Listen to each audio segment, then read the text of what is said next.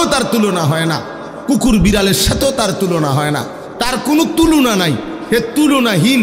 হে কি বলে হেটা হেরে জিঙ্গান, তুই কি তা তুই কর, আমি কি লেগে করতাম, আমি টোয়া পাই না, তোমারে কি করতাম, তোমারে কি প্লাস্টিক করলে ভালো হয় না পলিথিন করলে ভালো হয় না হাফ প্যান্ট না ফুল প্যান্ট, আমি এটা পাই না, না পাইলে আমি করতে করতে আপনি কি আমার জোর করে কয়বেন, আমি তো জানি না।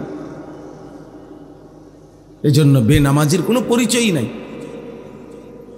তো নামাজ পড়ে কিন্তু অলসভাবে খামখেয়ালি করে, আল্লাহ বলছে এটা মুনাফিক, এটা মুনাফিক। তাহলে চিন্তা করে দেখেন, চিন্তা করে দেখেন। তাহলে এই জন্য বললাম, কোরআন শরীফ আছে ফাখালাফা মিন বাদিহিম খালফুন আদাউস সালাহ ওয়াত্তাবাউশ শাহাওয়াত ফাসাউফা ইয়ালকাউনা গাইয়া। আল্লাহ বলেন একদল উত্তরসূরি হবে যুগে যুগে নিকৃষ্ট, একদল প্রজন্ম হবে যুগে যুগে নিকৃষ্ট প্রজন্ম। প্রত্যেক যুগে কিছু জেনারেশন এমন হবে যারা নিকৃষ্ট জেনারেশন। তারা কারা? যাদের দুইটা অভ্যাস, এক আদাউস সালাহ, তারা প্রতিনিয়ত তাদের নামাজকে নষ্ট করে দেয়। এখানেও নামাজ পড়ে না এটা না, তাফসীরে মাআরিফুল কোরআন এটার ব্যাখ্যা আছে। নামাজের যত হুকুম আহকাম এগুলো যথাযথভাবে আদায় করে না, আদায় করে না, এটাকেই বলে নামাজকে নষ্ট করে দেয়। ওয়াত্তাবাউশ শাহাওয়াত, এবং নিজের মনের ইচ্ছা মতো চাহিদা মতো চলে, নিজের মনে যা চায়, শাহওয়াত মনের কামনা বাসনা, মনের ইচ্ছা আকাঙ্ক্ষাকেই শুধু অনুসরণ করে। আল্লাহ বলেন এমন নিকৃষ্ট প্রজন্ম, প্রত্যেক যুগের এই নিকৃষ্ট মানুষগুলোকে আমি আল্লাহ জাহান্নামের সবচেয়ে নিকৃষ্ট গর্ত, সবচেয়ে বেশি আযাবের গর্তের নাম হলো গাই, এই গাই নামক গুহার মধ্যে, গর্তের মধ্যে জাহান্নামে তারে ছুঁড়ে মারবে। ফাসাউফা ইয়ালকাউনা গাইয়া। তাইলে আল্লাহ তাআলা বলছেন বাপ যে নামাজ নষ্ট করে, সুন্দরভাবে নামাজ পড়ে না, সে নিকৃষ্ট জেনারেশন। কোন রকম বললে হইতো না, আমরা আমাদের দেশের সাধারণ আও মাইতো না চাই হুজুর, আমরা কোনো আপনার লগে ফাটতাম না, আপনার গমতো কোনো রকমে আল্লাহ বিল্লাহ করে কুদুর কবরে না যাও কা। আপনার কে বলছে কোনো রকমে কবরে যাইতে? আপনার কোনো রকমে দুনিয়ার থাকেন, আরো দুগা আপেল খাইতেন পারবেন, কোন রকমে দুনিয়ায় থাকেন, আরো 2 খিলি পান খাইতেন পারবেন। কান কোন রকমে চেষ্টা করে টাঙ্গাইয়া থুয়ে রাখতো কনফ্লাইন, যে কোন রকমে দুনিয়াতে রাখিস, আমার কবরে দিস না। কবরে কোন রকম যাইতে বলে নাই, আপনি বললে হবো নাকি? কবরে বলছে পূর্ণ ইমানদার হইয়া যাইতে, কবরে বলছে পূর্ণ মুসলমান হয়ে যেতে, কোন রকম যাইতে বলছে আপনার মিয়া। তা আপনি দিকন কোন রকমে আল্লাহ বিল্লাহ করে কবরে যাইতে লিয়েছে, কোন রকমে যাবেন কেন?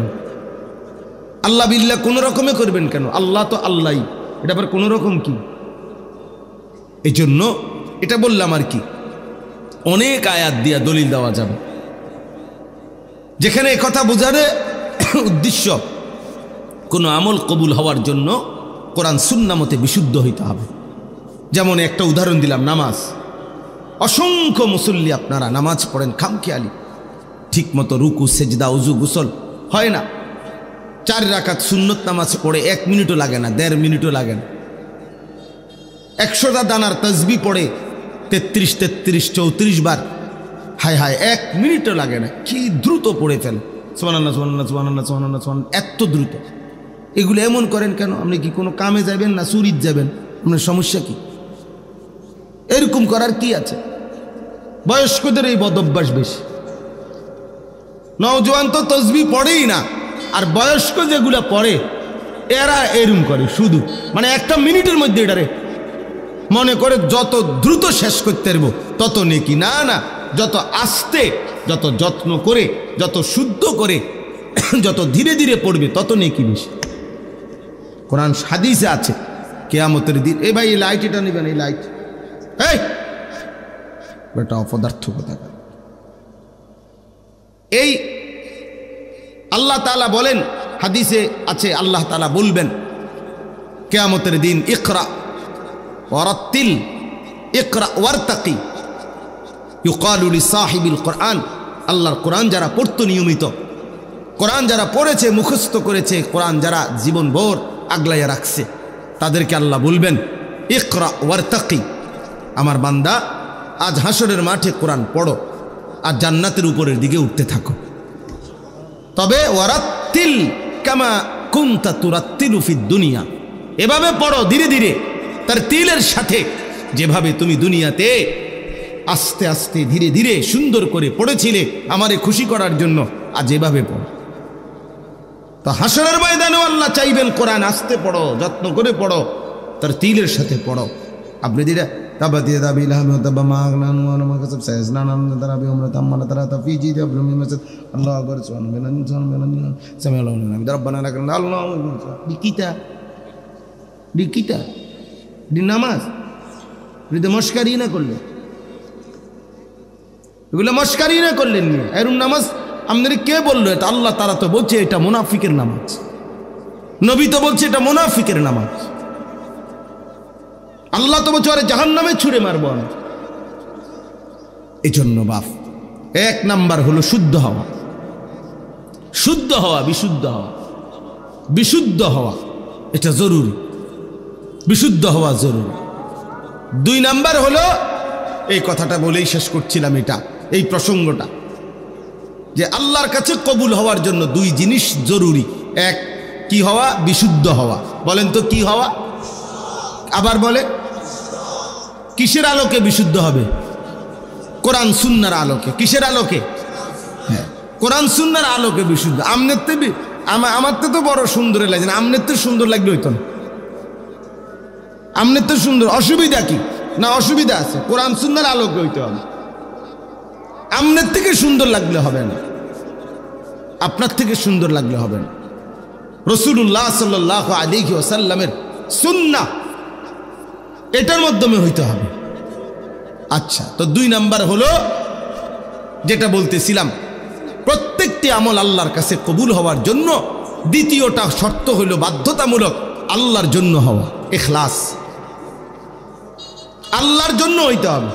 আমল শুদ্ধ ঠিক আছে, কোরআন শরীফ পড়াও সুন্দর ঠিক আছে, কিন্তু মানুষকে দেখানোর জন্য, লোক দেখানো, মানুষকে খুশি করাই মাকসাদ, টাকা রোজগার করাই মাকসাদ, দুনিয়া কামাই করাই মাকসাদ।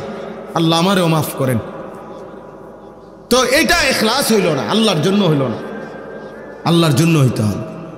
ইন্না সালাতি ওয়া নুসুকি ওয়া মাহইয়ায়া ওয়া মামাতি লিল্লাহি রাব্বিল আলামিন, নিশ্চয়ই আমার নামাজ, আমার সমস্ত ইবাদত, আমার জীবন, আমার মরণ শুধুই মহান আল্লাহ পাক রব্বুল আলামিনের জন্য।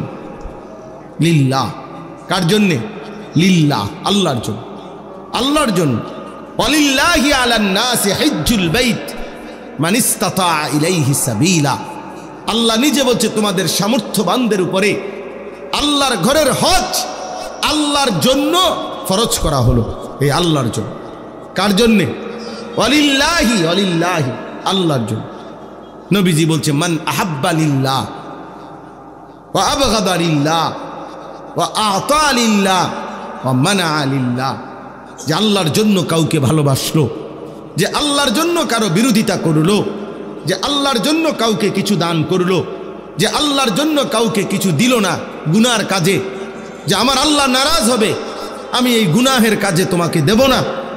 আল্লাহ রাসূল বলেন এই যে আল্লাহর জন্য করলো, লিল্লাহ লিল্লাহ লিল্লাহ, চারবার বলছে নবী শব্দটা। মান আহাব্বা লিল্লাহ ওয়া আবগাদা লিল্লাহ ওয়া আ'তা লিল্লাহ ওয়া মানা লিল্লাহ, আল্লাহর জন্য। লিল্লাহ মানে কি? ওই যে লিল্লাহ বোর্ডিং কন, এই শব্দটা আর কি, লিল্লাহ, আল্লাহর জন্য। তো আল্লাহর জন্য করলো, ফাকাদ ইস্তাকমালাল ঈমান, নবী সাল্লাল্লাহু আলাইহি সাল্লাম বলেন তার ঈমান পূর্ণ হয়ে গেল, ঈমান পূর্ণ হলো, তার ঈমান পূর্ণ হলো।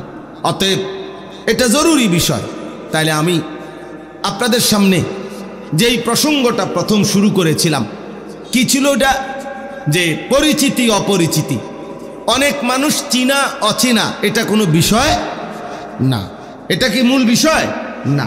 মূল বিষয় কি? আল্লাহ গ্রহণ করা, আল্লাহর কাছে কি হওয়া বলেন না?